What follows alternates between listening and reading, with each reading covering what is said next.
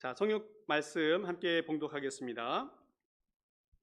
출애굽기 23장 14절에서 19절까지입니다. 출애굽기 23장 14절에서 19절까지 교독하시면서 말씀 봅니다. 제가 먼저 14절 보겠습니다. 너는 매년 3번 내게 절기를 지킬지니라.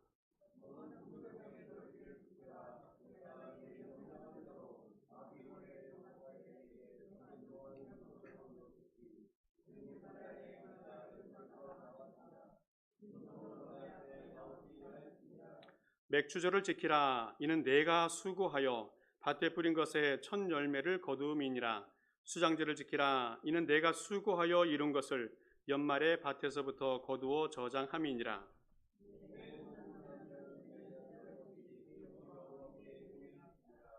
너는 내 제물의 피를 유괴병과 함께 드리지 말며 내 절기 제물의 기름을 아침까지 남겨두지 말지니라.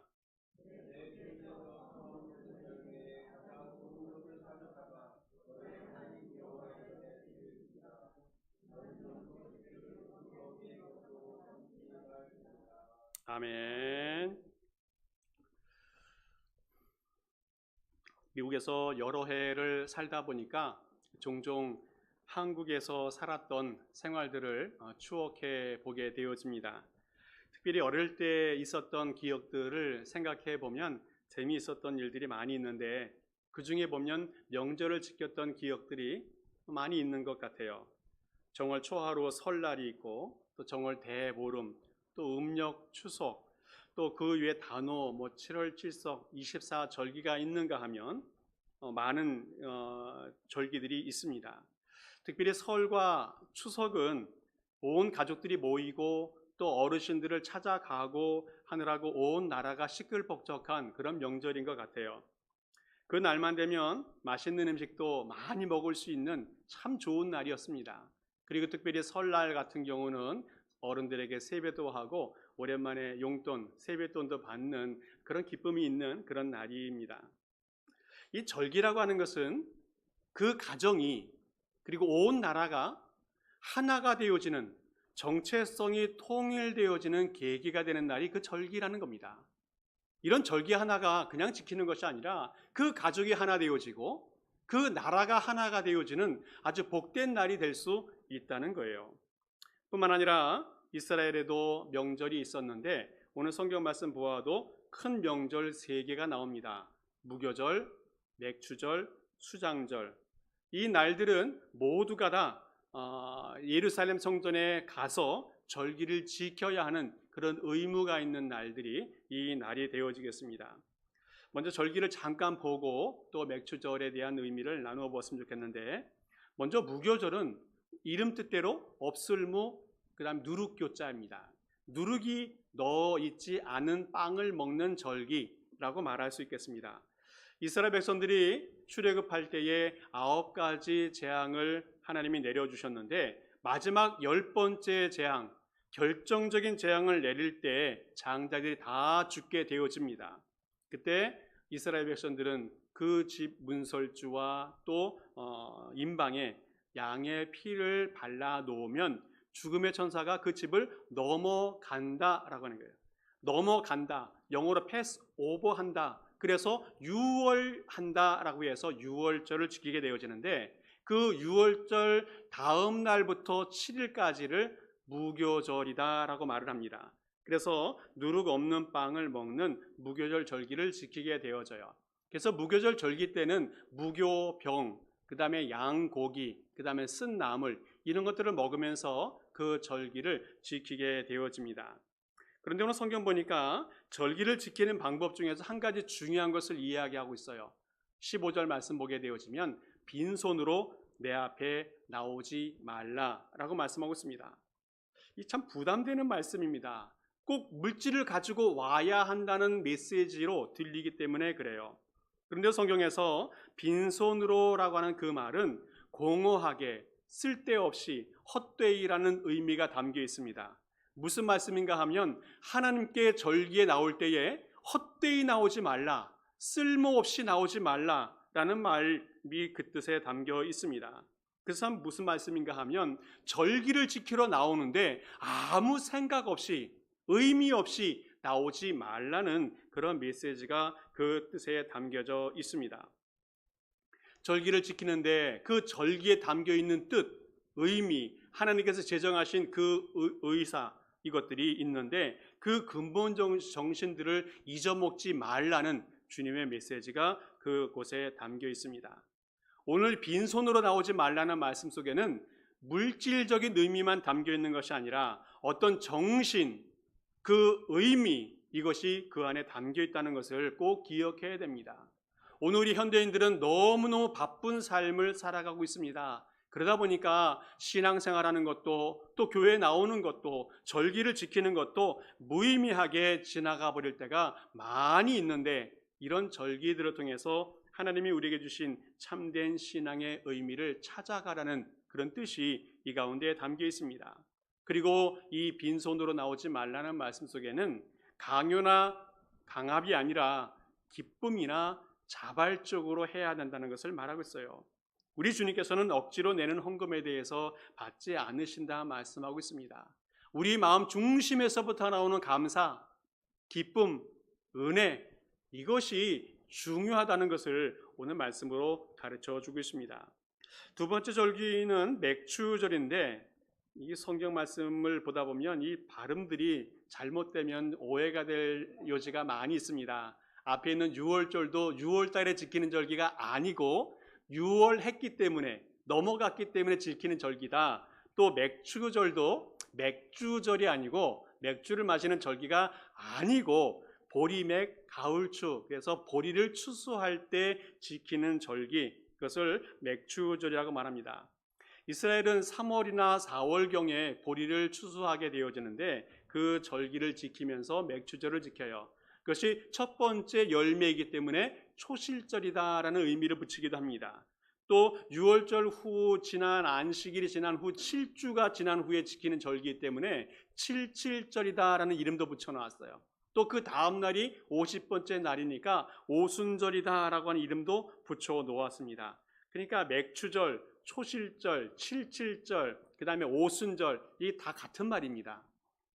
자, 그렇게 절기를 지키게 되어지고 마지막 수장절이 있는데 수장절은 수장한다. 이 뭐냐면 저장한다는 의미가 있어요.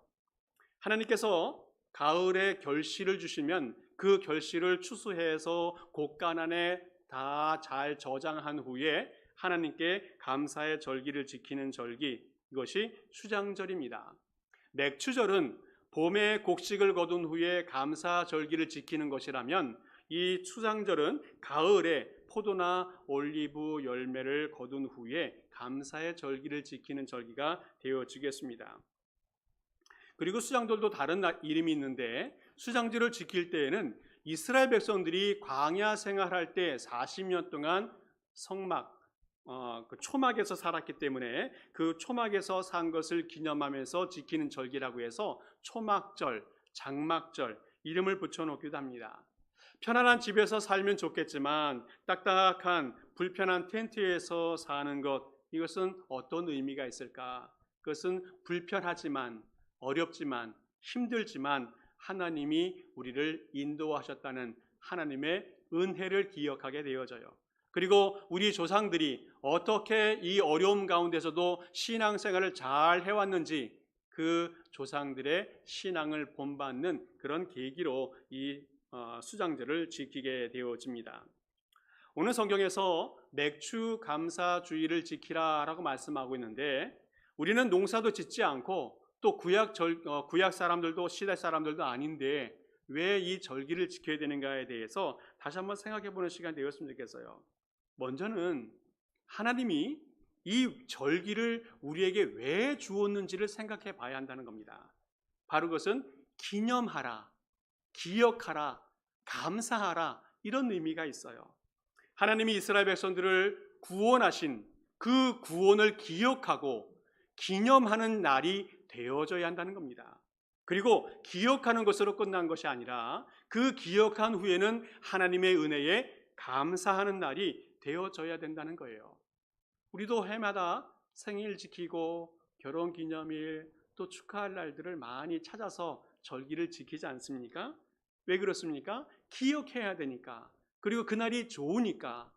근데 어떤 사람들은 결혼기념일은 별로 안 지키려고 하는 사람도 있어요. 별로 기억하고 싶지 않은 날이다 말하는 사람도 있답니다. 우리 신앙생활도 마찬가지예요. 우리 신앙생활 속에서도 많은 기념일이 있는데 그 기념일을 기억하고 감사해야 한다는 겁니다. 무교절은 하나님의 구원에 은혜에 감사하는 절기이고, 맥주절은 한 해의 첫 번째 소산을 주신 것에 대한 감사가 있는 날이고, 수장절은 한 해를 마무리 지으면서 주신 모든 것에 대해서 감사하는 날이 이 수장절이 되어지겠습니다. 이것을 지키면서 우리가 마음에 꼭 주의해야 될 것이 있는데 뭐냐면, 우리의 신앙과 우리의 삶은 항상 일치되어져야 한다는 거예요. 유대인들이 오랜 세월 동안 신앙을 유지할 수 있었던 이유 중에 하나가 절기를 지키는 것이었습니다. 반면에 이스라엘 백성들이 하나님의 심판을 받고 나라가 멸망하는 어려움에 처한 이유 중에 하나도 이 절기 문제였다는 거예요. 이 무슨 말씀인가 하면, 절기를 잘 지킬 때에는 하나님의 은혜가 임하는, 하나님의 축복이 임하는 삶을 살아갔지만, 절기를 잘 지키지 못하는 상황이 되었을 때에는 하나님의 심판도 징계도 나타나는 결과가 있게 되어졌다는 겁니다. 무슨 말씀인가 하면, 신앙과 삶은 일치되어져야 하기 때문에 그래요. 일상생활 속에서 신앙생활하는 것처럼 똑같이 살아야 하는 겁니다.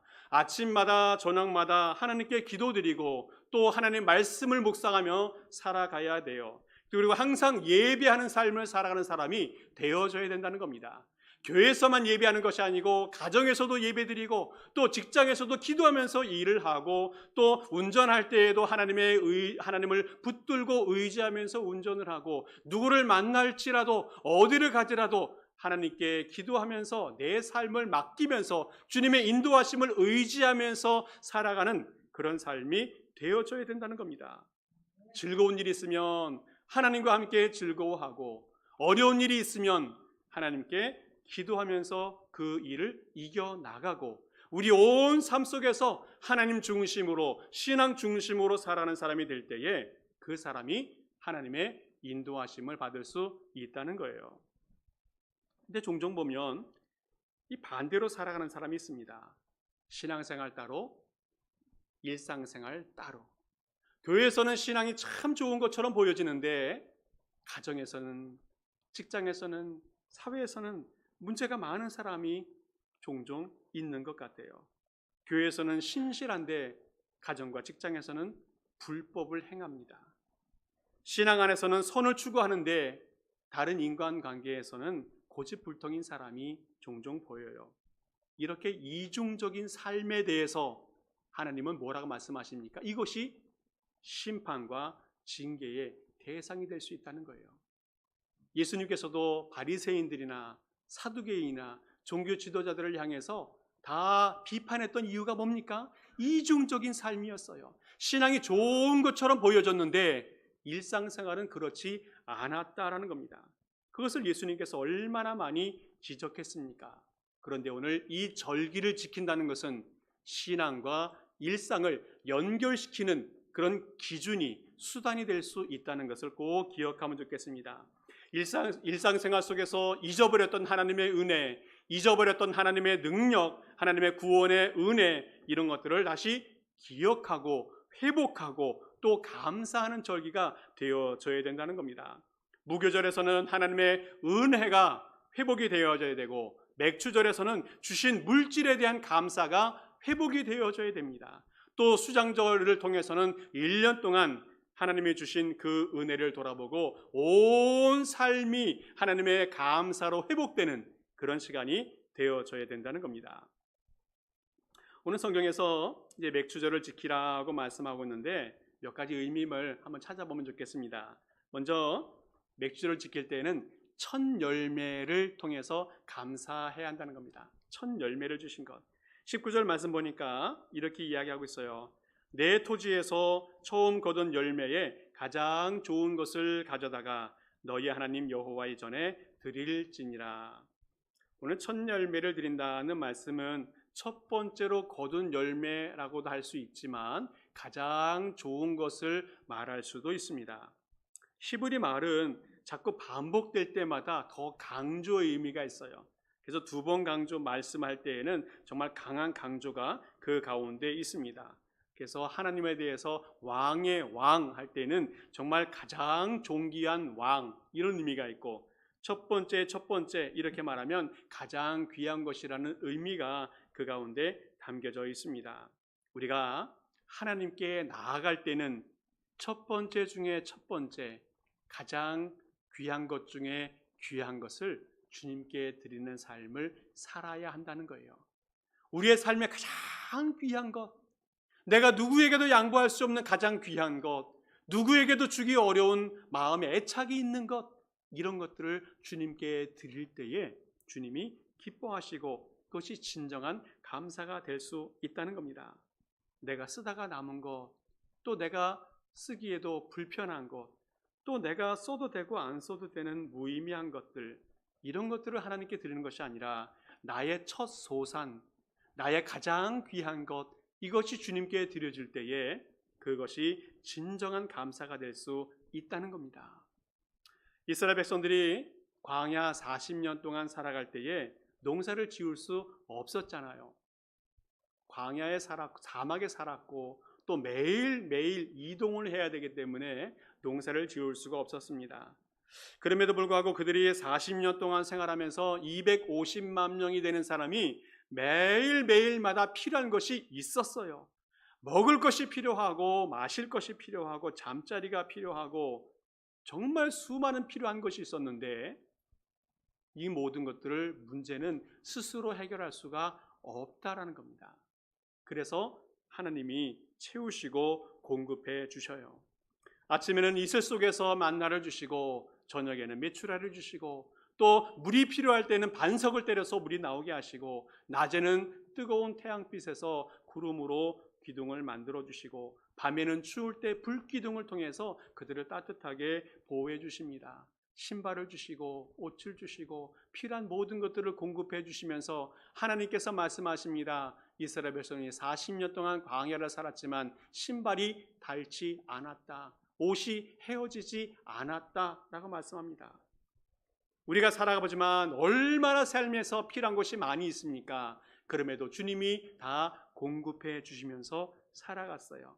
그렇게 살다가 이제 이스라엘 백성들이 가나안 하나님의 약속의 땅에 들어가서 첫 번째 농사를 지었어요. 그리고 첫 보리 수확을 하게 되어집니다. 그리고 하나님께 요제로 제사를 드리게 되어져요.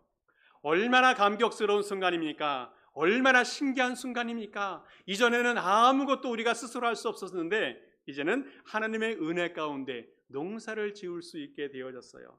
난생 처음 엄청난 수확을 얻게 되었습니다. 하나님께 감사하지 않을 수 없다는 거예요. 이때 하나님께서 첫 열매를 주님께 드려라 말씀합니다. 정말 우리 마음속에 첫 번째 열매뿐만 아니라 모든 것을 드려도 아깝지 않은 그런 마음일 것입니다. 근데 감사하게도 하나님은 첫 번째 것만 드려라 하고 말씀하고 있어요. 하나님은 참 감사한데 10개 중에 1개만 드려라 라고 말씀하고 있어요. 너의 가장 소중한 것 1개만 드려라. 주님께서 말씀하십니다. 얼마나 감사한지 몰라요. 나머지는 너희들을 위해서 쓰고 사용하고 누려라 말씀하시는 분이 우리 주님이십니다. 무엇을 이야기합니까? 첫 번째 것, 가장 귀한 것을 주님께 드림을 통해서 상징적으로 이 모든 것이 하나님의 것인 것을 인정하고 나머지는 기쁨으로 사용하면 된다는 거예요. 첫 번째 열매라고 하는 것은 의미가 많이 있는데 하나님은 첫 번째 것을 항상 구별하시는 것을 볼 수가 있어요. 이스라엘 백성들이 애굽에서 탈출할 때에 10가지 재앙이 있지 않았었습니까? 이 10번째 재앙은 모든 애굽의 가정과 또 짐승들 중에 장자가 다 죽게 되어졌어요. 양의 피를 문설주와 문 인방에 바르지 않은 집은 모두가 다 통곡 소리가 나고 모든 장자들이 다 죽었습니다. 그런데 양의 피를 바른 이스라엘 가정의 집에서는 모든 사람들과 짐승들 중에서 장자들이 죽지 않았어요. 하나님의 은혜입니다. 그러면서 하나님께 말씀하십니다. 이 첫째 것은 다 죽어야 되는데 내가 너희를 그 양의 피를 보고 넘어갔으니까 이 첫 번째 것은 내 것이다 라고 말씀하시는 겁니다. 그래서 하나님께서 첫 번째 것을 자꾸 구별하고 하나님께 드리고 하나님께 드려라 말씀하시는 거거든요. 첫 번째 것 얼마나 중요한지 모릅니다. 오늘 우리의 인생 속에서도 첫 번째 것이 많이 있는데 이 첫 번째 것을 주님께 드림으로 감사하는 삶을 살아가는 우리 성도가 되었으면 좋겠어요. 처음 사업을 시작할 때 얼마나 감격이 있었어요. 첫 번째 회사에 들어갔을 때에 얼마나 큰 은혜가 있었습니까? 첫 번째 봉급을 받았을 때 얼마나 감격했어요. 취직을 하고 이사를 하고 입학을 하고 결혼을 하고 첫 아기를 낳고 승진하고 새로운 연구 결과가 나오고 새로운 영적인 체험을 하게 되어지고 새로운 학위를 받았다면 이 모든 첫 번째 것을 통해서 하나님께 감사하며 살아가야 한다는 겁니다. 우리 주님은 우리에게 정말로 많은 것을 허락해 주었어요. 우리는 날마다 첫 삶을 경험하면서 하나님께 감사하고 구별하고 영광을 돌리는 그런 복된 삶을 살아가는 주의 모든 백성 될 수 있기를 간절히 축복합니다. 또 하나 우리가 기억할 것은 과거의 삶을 돌아보면서 감사하라는 겁니다. 이스라엘 백성들이 가나안 땅을 얻을 때 어떻게 얻었습니까? 공짜로 얻긴 했어요. 그런데 쉽게 얻은 것은 아니었습니다. 여호수아 장군을 선봉에 세우고 이 가나안 7족속들을 다 전쟁을 통해서 무찔러 냅니다. 여리고성을 무찔러 내고 아이성을 무찔러 내고 그 이후에 수많은 전쟁들을 거쳐가면서 이스라엘 백성들이 그 땅을 정복해 가요. 그런데 이스라엘 백성들 스스로가 얻은 것이 아니라는 거예요. 이스라엘 백성들은 전쟁 도구도 없었고 전쟁의 작전도 없었고 전쟁의 경험도 없었습니다. 그러나 하나님이 승리케 해 주었어요. 소리 한번 질렀더니 여리고성이 그냥 무너져 버렸습니다. 이것이 바로 하나님께서 이스라엘 백성들에게 주신 은혜라는 거예요. 여호수아 24장 말씀 보면 이렇게 고백하고 있습니다. 내가 또 너희가 수고하지 아니한 땅과 너희가 건설하지 아니한 성읍들을 너희에게 주었더니 너희가 그 가운데 거주하며 너희는 또 너희가 심지 아니한 포도원과 감람원의 열매를 먹는다. 이스라엘 백성들이 아무것도 안 했지만 집도 얻었고 땅도 얻었고 들도 얻었고 열매도 얻게 되었다는 그런 고백의 말씀입니다. 이스라엘 백성들이 가나안 땅을 정복하는 과정 속에 모든 것 속에 역사하신 주님이 있습니다. 그 땅에 씨를 뿌리면 보리와 밀이 거두어졌어요. 매 순간마다 햇빛과 비를 주시고 바람을 주시어서 열매가 꽃피고 자라가게 해 주셨다는 겁니다. 모든 것이 얼마나 큰 은혜인지 알 수 없어요. 주님이 베풀어 주신 축복이라는 겁니다. 지난주에 이 지역의 어떤 교회에서 임직식이 있어서 잠시 방문을 하는 기회가 있었었는데 임직식이 거의 마칠 즈음에 장로로 임직받은 분이 소감을 발표하는 그 내용이 제 마음에 너무 감동이 되어서 여러분과 함께 잠깐 나눴으면 좋겠습니다. 그분이 30년 전에 교회들을 다닐 때에 교회에 대한 불만과 불신이 많이 있었습니다. 그래서 다른 유명한 목사님을 찾아가서 상담을 하게 되어져요. 목사님, 내가 이 교회를 떠나야 되겠습니다. 그때 목사님께서 이렇게 답변해 줍니다. 집사님, 오래오래 그 교회에서 신앙생활 하면서 장로가 되십시오. 그리고 그 교회를 하나님 말씀과 또 바른 교회로 변화시켜 가십시오 라고 하는 권면을 받았습니다. 계속 그 권면을 받고 이 장로님이 정말 참고 또 참고 인내하면서 그 교회에서 30년 동안 신앙생활을 합니다. 어떻게 됐습니까? 그분의 고백은 내가 변했습니다. 내가 변했습니다. 어떻게 변했습니까? 내가 죽고 또 죽고 또 죽고 그러면서 그 교회를 섬기게 되어졌고 귀한 직분을 받게 되었다는 그런 고백했습니다. 정말 감사했습니다. 내 뜻대로 살아갔다면, 내 의지대로 살아갔다면, 또 내 정욕과 또 내 생각을 발표하고 또 적용하려고 했다면 얼마나 많은 실패와 넘어짐이 있었을까. 그런데 하나님의 은혜를 기다리면서 참고 또 참고 죽었더니 결국 하나님께서 승리케 하셨다는 겁니다. 이 모든 것이 하나님의 은혜입니다. 우리의 과거를 돌아보면 얼마나 많은 일들이 있었습니까? 사람 때문에 실망하고 또 사업하면서 낭망하고 나 자신 때문에 절망하고 수많은 아픔들을 경험하면서 얼마나 많이 넘어졌습니까? 그러나 그 때때마다 하나님께서 이기게 하셨고 일어나게 하셨고 우리의 손을 붙잡아 주셨던 그 은혜를 기억하면서 감사하며 살아가는 것이 우리 신앙인이라고 여겨집니다.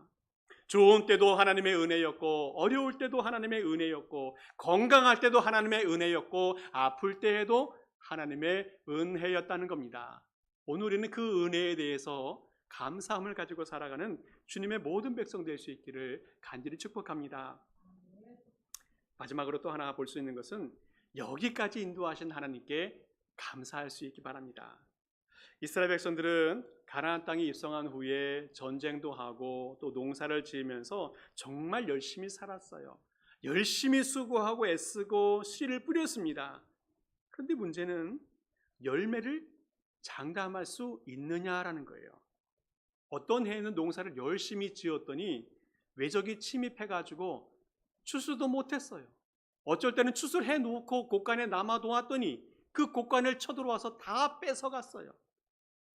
외적들을 통해서 뿐만 아니라 천재지변을 통해서 농작물들이 얼마나 많은 피해를 입어지는 경험을 했는지 몰라요. 하나님의 도우심이 없다면 한 톨도 수확할 수 없는 것이 우리 인생이라는 겁니다. 모두가 다 하나님이 주신 것이라는 거예요. 그래서 하나님은 우리가 추수할 때 이렇게 살아라고 권면의 말씀을 줍니다. 뭐냐면 추수할 때에 떨어진 이삭은 줍지 마라. 반 모퉁이까지 악착같이 추수하지 마라. 추수한 후에는 뒤돌아보지 마라. 떨어진 거는 그냥 버려라 라고 말해요. 왜 그렇습니까? 가난한 사람들, 나그네, 고아, 과부, 들짐승까지 그 떨어진 곡식들을 통해서 배를 불리고 생계를 유지하게 하라는 추수의 법칙이 그 가운데 있어요. 주님이 주신 그 곡식들, 열매들, 그것은 하나님이 주신 은혜로 받은 것이니까 그 추수할 때에도 은혜의 법칙에 따라서 추수하라는 주님의 계명이 그 가운데 담겨져 있어요. 우리는 받은 것도 은혜이지만 줄 때도 은혜라는 것을 기억하면서 날마다 은혜로 살아가는 주의 백성 되길 바랍니다. 사무엘상 말씀 보게 되어지면 이렇게 고백하고 있어요. 사무엘이 돌을 취하여 미스바와 센 사이에 세워 이르되 여호와께서 여기까지 우리를 도우셨다 하고 그 이름을 에베네셀이라 하니라. 이스라엘 백성들이 많은 어려움에 처하고 죄를 지을 때도 있었지만 사무엘 선지자가 미스바로 모여라. 거기서 회개하고 예배를 드릴 것이다 라고 선포했습니다. 이것을 알고 블레셋 사람들이 침입해 와서 다 죽여버리려고 해요. 하나님의 능력 가운데 큰 우박이 나타나 그 블레셋 군사들을 다 사멸하게 합니다. 하나님이 그 주신 은혜를 기억하면서 기념하면서 돌을 세우고 돌 위에 기름을 붓고 그 돌 이름을 에베네셀이다. 하나님이 여기까지 우리를 도우셨다 고백하고 있습니다. 이제까지 하나님께서 도우셨다라고 하는 것은 이제까지 도우신 것으로 끝나는 것이 아니라 앞으로도 하나님께서 도우실 것이라는 약속이 그 가운데 담겨져 있다는 겁니다. 살아있는 신앙, 하나님께 나아가는 신앙, 하나님을 붙드는 신앙, 이제까지 함께 하셨으니 앞으로도 주님께서 함께 하실 것이라는 확신을 가지고 가는 신앙, 이런 신앙 가지고 살아갈 때에 주님이 우리를 도우실 줄을 믿습니다. 말씀을 정리합니다. 내일이 무슨 날인지 아시지요? 내일은 7월 4일 독립기념일입니다. 이 나라가 독립이 되어서 이제 주권을 갖게 된 특별한 날인데, 그 날은 저에게도 특별한 날이에요. 작년 이맘때 주일이었습니다. 휴가를 즐기고 있었었는데 이병택 장로님으로부터 전화가 왔어요.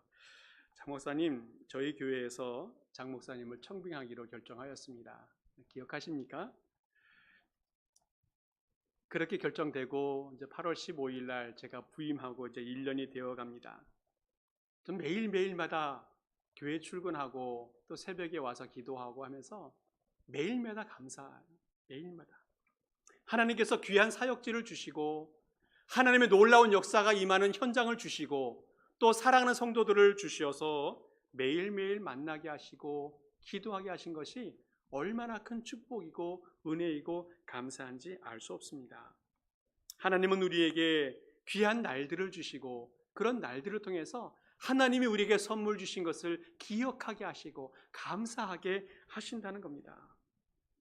이 교회에 봤더니 그동안 얼마나 많은 어려움과 아픔들과 상처가 있었는지 몰라요.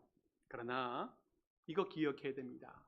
과거를 우리가 돌아볼 때에 어려움을 주신 것도 하나님의 은혜인 것을 알고 감사해야 되고, 또 그것을 극복하게 하신 하나님의 은혜를 기억하면서 감사해야 됩니다.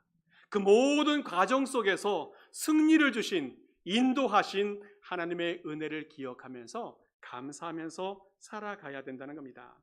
이제부터는 하나님께서 이 교회를 통해서, 우리를 통해서 얼마나 큰 역사를 이루어 가실지 그 새로운 역사를 펼쳐질 것을 기대하면서 감사하며 살아가는 모든 성도 되게 바랍니다.